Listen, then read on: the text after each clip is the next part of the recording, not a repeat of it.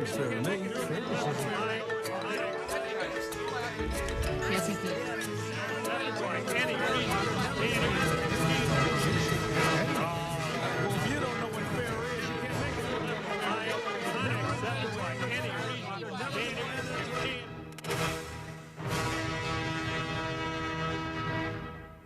Donnybrook is made possible by the support of the Betsy and Thomas Patterson Foundation and the members of 9PBS. Well, it was election week in the city of St. Louis, and we have lots to talk about. But first, on this Donnybrook, thank you for joining us. Let's meet the panelists, starting with Wendy Wiese, co-host of the Jennifer and Wendy Show on the Big 550 KTRS. Amy Marxkors, sitting in for Bill McClellan, who's taken the week off. Amy is, of course, co-host of The Show on KMOX. Welcome, Amy. Ray Hartmann, founder of the Riverfront Times and now columnist at Raw Story and Substack.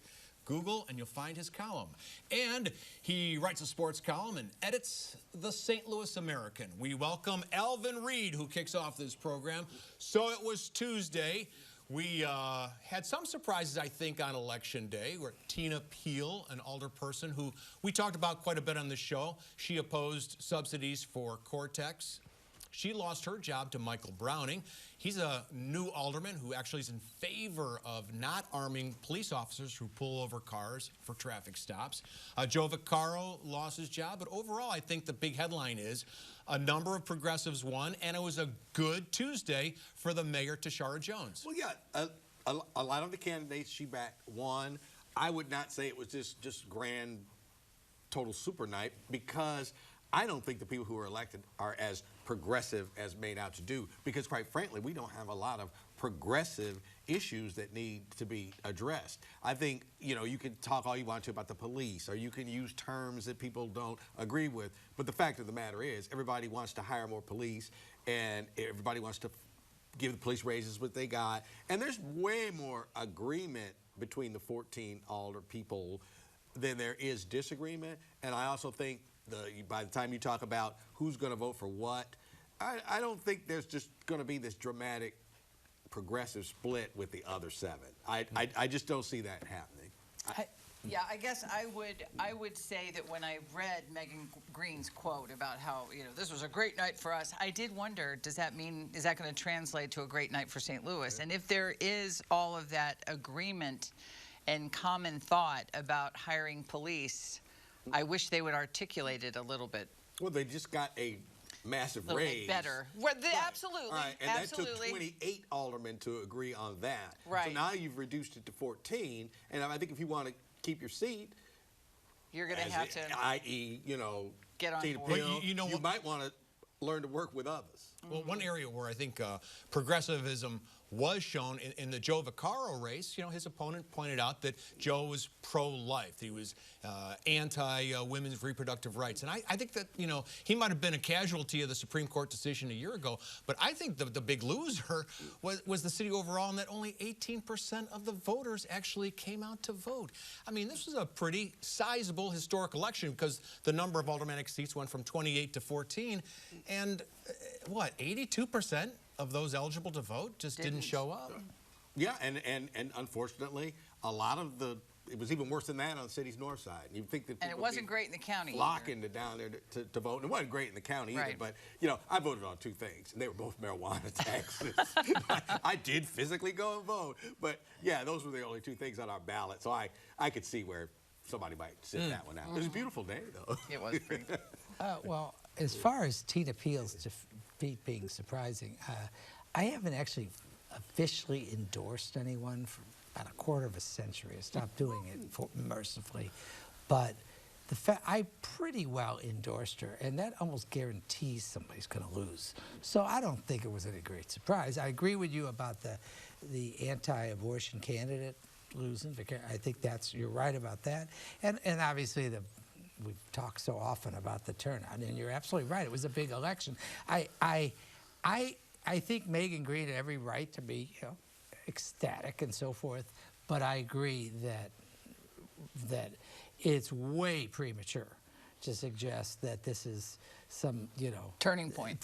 I think a lot of issues, particularly as they deal with the North Side divide, are going to be contentious and close. Well, and I don't think that and I don't think that I just think that it's way premature to think that there's not going to be a lot of disagreement. And I think that, as it should be, you know, you can make the case that having one-party rule in the city isn't really any healthier for democracy than one-party rule in Jefferson City. But it is, you know, in St. Louis, traditionally, more than there is today, there were the black Democrats and the white Democrats. That was the two-party system we talked about for years. I don't know that it breaks down like that anymore, but I would say that the progressive coalition, the progressive side of it, there's a number of people of color, including Sharon Tyus, who are not reliable votes for the progressives. Or for the mayor herself. Absolutely, Correct. absolutely. Well, Okay, well. If we ask Michael Browning today, how do you feel about that, you know, police not having guns on traffic stops?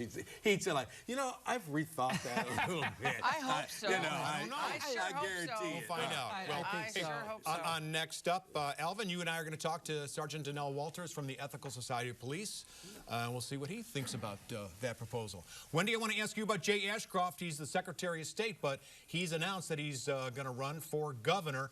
He certainly has the name, and he's won statewide office, so I think that he's got a leg up. Mike Keogh is of course, the lieutenant governor. I believe he's going to run. And Bill Eigel, former Next Up guest, I believe is also going to throw his hat in the ring. How do you size this one up? Well, I thought it was interesting because the headline and in the Post-Dispatch editorial already that they've posted online is the fact that I almost called him Governor Ashcroft. That's a throwback to his father. Throwback to his father.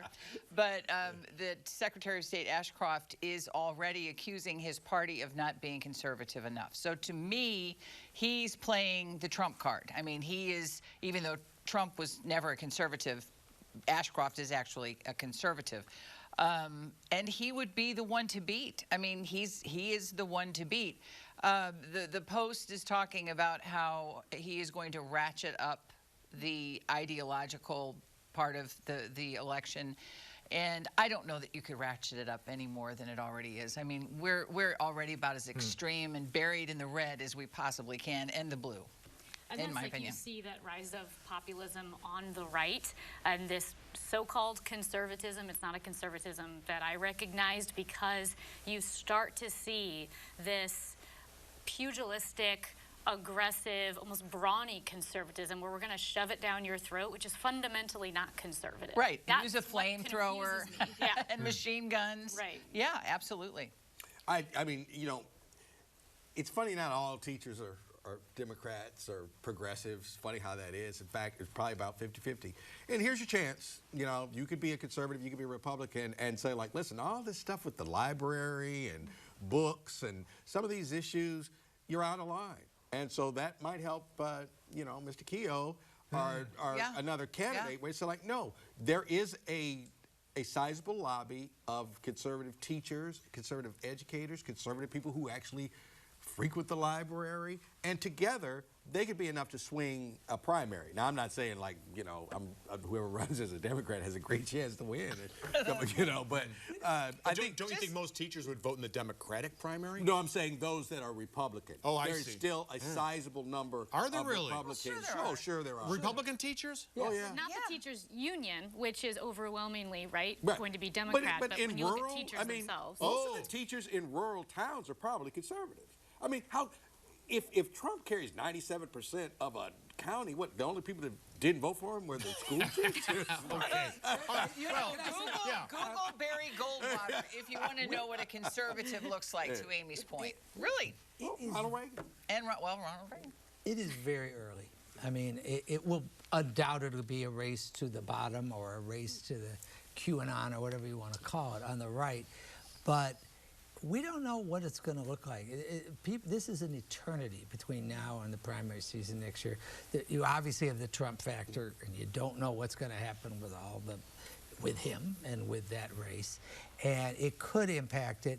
You know, I hesitate along the lines of what I said before to point out that Mike Keogh is the only one of the three who has the temperament, knowing him, to be a good governor. Now, I'm not ruling out that there might be a Democrat I'd favor over him. Hang on a moment. We don't know that. Their views you may not Right. care for, but Jay Ashcroft's temperament is fine, and Bill Eigel, who was also a next-up guest, along with Jay Ashcroft, they acquitted themselves very professionally, and there was no lack of temperament. Here, I think that, to Wendy's point, the name Ashcroft in a Republican primary is going to be formidable. I just think we'll have to, it's hard to be patient, but I think we have to wait and see. Let me talk about your column this week in Substack. You take a look at Andrew Bailey, the Attorney General, and our two senators, Eric Schmidt and Josh Hawley, who were all critical of the indictment of the former president, Donald Trump, 34 counts in Manhattan. And in fact, what I thought was kind of weird, Ray, is at least two of them said, you know, New York is such a dangerous town. No one wants to walk through there. Statistically, it's much safer than Kansas City, Springfield, and of course, St. Louis. Correct. And you know, I find it all right. These are our last three attorneys general. Okay, they were prosecutors. I mean, admittedly, particularly in Hawley's case, he was sort of a drive-by prosecutor. I don't know if he ever got his parking space before he was running for Senate, but for those three people to disrespect the prosecutor of the Manhattan DA, Alvin Bragg, Alvin, that's I know. is Great man. good name. Is really stunning, and I am so sick of this narrative that, oh, it was nothing. This is not about Stormy Daniels or what happened in 2006, which is frankly of no importance. The charges against Donald Trump which are felonies in New York are very serious charges. The fact that they aren't as serious potentially as the Georgia indictment that'll probably come down this month from Fani Willis. Or the documents. Or the documents at Mar-a-Lago, or, oh, by the way, starting an insurrection. The fact that it has nothing to do with them. It is the first case. If they had orchestrated it, that would be political. The fact is, these charges are serious. They involve. But they're misdemeanors. No, they're not. They're felonies. No, they're falsifying the records is misdemeanor. He is charged with 34 felonies. The reason they are felonies is they're alleged to have been committed to further another crime. They're ordinarily misdemeanors, but if they are associated with another crime, then they become felonies, correct? But they should be. Why did the U.S. Attorney not pursue those charges? Because it was part of the Trump administration, directed by William Barr not to pursue them. That's one little detail. Say, it's kind of like political or not. Are you surprised that Josh Hawley and the other crew are standing with Donald Trump? Because people are going to stand with Donald Trump until Donald Trump goes down. And if Donald Trump goes down before he has a chance to run for president again, it'll be like your theoretical rats off a ship. I'm not calling these people rats, but they will desert Donald Trump the second he is actually really on the way to getting convicted, because that's no longer the conduit to winning your office. But what will the press do without Donald Trump? What will Democrats do without Donald Trump? Well, I said this I was on Dave Glover's show a couple weeks ago, and I said, like, everybody said, oh, these Democrats are just trying to make me. I'm thinking, like, man, I'm a Democrat. I want to run again. Quiet as it's kept, he got beat the last time.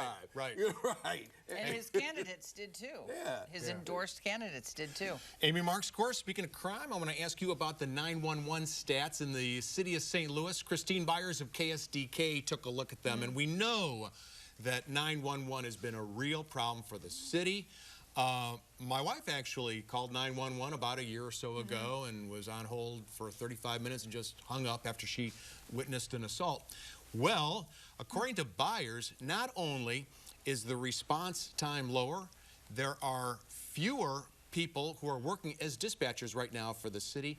And she also chronicled the story of one poor guy who was shot. He called 911, and an hour later, no one had shown up, and he perished. Yeah, it's a terrible story. He was at a stoplight, and it was his gun. It was accidental. He reached for his gun. It went off. He shot himself in his femoral artery. This was 5 minutes after he had contacted his family, let them know I'll be home, you know, in just a few minutes. He called 911. It shows on the call record he was on hold for 1 minute, 12 seconds. No one answered. No one called him back. He deceased. His wife found him, also called 911. No one answered. Eventually, a police ambulance arrived, but he had already died. We talk about the city of St. Louis and it needing to grow, it needing to thrive, people coming down to St. Louis. Let's say there was no crime in St. Louis. Let's say the city of St. Louis were exactly comparable to Chesterfield. The only difference being when you call 911, people don't answer. You would move to Chesterfield on that fact alone. You know, much less the crime, much less that there are businesses and restaurants moving out of downtown. How in the world can this city expect to grow if it can't even provide the most basic services? We've got the money coming in, thanks to the NFL, thanks to COVID funding. We've got money coming in. And you talked about the Board of Aldermen maybe not being as progressive as people think, and knowing that, well, there's going to be some consensus.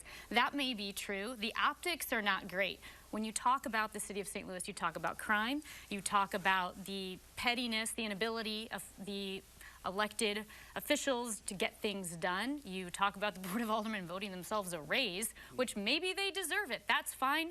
The optics looked bad. When you have someone calling 911, there's no one to answer the phone, but the Board of Aldermen doubled their salaries, so it just doesn't look good.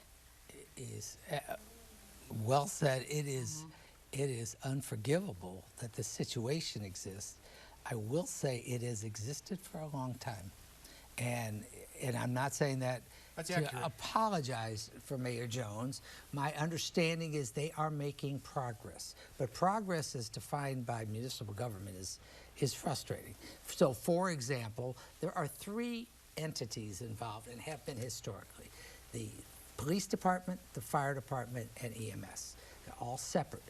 They were particularly separate because I think it was the state, well, the state controlled the police, and the EMS and fire were city, and they have made, believe it or not, they've made progress. They are trying to bring them together. They're going to have I think, finally, after Francis Slate called for 15 years ago, there's going to be a one central facility, I think, but it's going to be a few years away. Right now, the EMS personnel have vacated their office and are housed with the police. So they have at least got 2 of them. But I think the dynamic no one likes to talk about, which is a bit of an elephant in the room, is the police department and fire department in this town do not communicate well and have not for a long time. No one wants to talk about that. It's got nothing to do with any mayor. It's got nothing to do with 911 either. You saw, well, but it does. How so? Because they all have been, in the past, they haven't cooperated, and there's been part of the delay, which has to do with understaffing at the police department, is it's completely, it's a cluster is what it is. And might I say that we had we're right there, West Pine, by where the stadium is, and we, this is, I don't know, maybe about a year ago, we had, you know, something happened, and dial 911, and the fire department was there, like, instantly. Good. I'm just saying that I had a friend. I know, with I get this. Yeah, right. Yeah, it's a horrible But story. I can't say that the time we called 911, nobody showed up. Well, no, that's true, because 61% of the 911s are answered within 10 seconds. 61%, but the national average is supposed to be 90%. Right. Wendy, And that is a deal breaker, as you said. It's You know, tough. that's a deal breaker. It absolutely does predate Mayor Jones. Yes. Wendy, But that doesn't let her. what anybody about off the hook. St. Louis Blues? It was Pride Night 2 nights ago, April 4th, and around the National Hockey League last year, a lot of players were wearing the Pride jersey, kind of saluting LGBTQ, or at least kind of supporting LGBTQ. This year, the Blues decided not to wear the Pride jerseys. What do you think? I think they have a lot of young players, and I think a lot of our understanding, our desire to understand different people and different lifestyles. I think that comes with age. I really do. There were a lot of the players who did cite religious, religious issues with the LGBTQ community, what have you. The Wild helped me here. They weren't alone. I mean, there were a lot of other hockey teams that didn't wear the Pride jerseys, but they were wearing Pride, or they were using Pride tape on their sticks during the workout. So, you know, baby steps. It's like everybody has to, I really do feel like everybody has to, or at least should try to understand others. I mean, just accommodate the other side. And I know that's Pollyanna. No, I know that's Pollyanna. And it was like 2 years ago when this all first kind of started. Right. My first reaction was like, look, that's really terrible. You National Hockey League teams, you shouldn't be like that. That's just terrible. If somebody has a religious, deal, you don't have to wear the jersey, but the rest of us are going to wear the jersey. Well, now this madman is running Russia, and there are a lot of Russian players, and pretty much everybody's team has one, and he's cracking down over there. And it's easy for us to say, like, don't let, Putin run our country, and at the same time, it's like, I don't have family in Russia. But we get the fear. Yeah, it's kind of like, if there was still, we were divided, and there was an old South. I got to tell you, I think it's easier to blame Vladimir Putin than maybe some young guys who just have a problem with it. I agree. If Putin is saying or doing something with the law that affects the NHL, then maybe it's time to reconsider Russian players in the NHL. But that kind of defies the free enterprise system, which is the basis kind of our country. And they have family. Yeah, they have family in Russia. And then think of it this way. What is the point? It's to show inclusivity in the sport. It's to show inclusivity in the league and the teams. If you have the team saying it's Pride Night, they have rainbow merchandise. The players can opt to wear rainbows, tape, right, and pucks, whatever they may have. You're getting that message out that our league, our sport accepts you. I'm not trying to split hairs here, but you can parse it further, that once you take the step that the individual players are wearing the jerseys, instead of having a unified sentiment that says we support you and include you, now you have 23 individual sentiments that are being expressed, and there are different consequences for players from different countries, and the NHL is very international. They have they have families, they have kids, they have fathers and mothers in Russia. We know Putin's anti-gay measures. And so the league's not, I think by making it a team thing, but excluding the jerseys, shows that the league is not afraid of Putin, but it's respecting the families of the individual players. Perhaps that's something that you could consider. I explained things so well tonight. You didn't convince coming out of that chair. But that's wrap it up, Ray. But well, real quickly, put a lid on it, or whatever they say. I put a lid on it. bleed blue. I think he said that'll be enough out of you, I bleed blue. I understand the plight of the Russian players. I have no sympathy for the players citing religion to support bigotry. I will point out that at the box office, the Blues don't have any pride. There's no us and them when gay members of the LGBT community, of which there are many, buy their tickets. I agree with you, Ray, and I also think I'm not sympathetic to the players. I think we're worried about what Putin's doing in Russia. Then maybe it's time the Russians are going to go play in their league. I don't agree with that. But I do think we should not be so wearing a jersey wouldn't be a big deal for the kid who's looking for a little bit of support. Exactly. And I think the Blues players let those kids down. And I think they were wrong. And that's all I'll say. They have the right to do it. I think they were wrong. Okay, last topic of the evening, we hope. The St. Louis Battlehawks on April 1st had a tweet, which I think they intended to be funny, Amy Marxkors, and it was an April Fool's joke. They said, hey, we're moving to L.A. Because of opportunities out there. Yes. You know me, fan of edgy jokes, lighten it up in the green room. But She was. Well, thank you. So well, we can't even repeat it. Yeah, you have to pay for that version of Donnybrook. But this... The podcast. With the Battlehawks joke, I hate to say it. I hate to be that guy.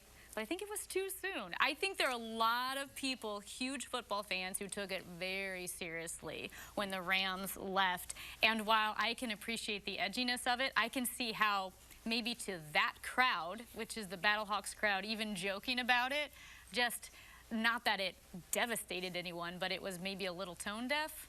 I'm surprised I'm saying this. No, I agree 1,000%. It is too soon. I mean, there was a lot of hurt, and I think the response to, will laugh if you will, but I mean, I'm talking about my house. There was a lot of hurt.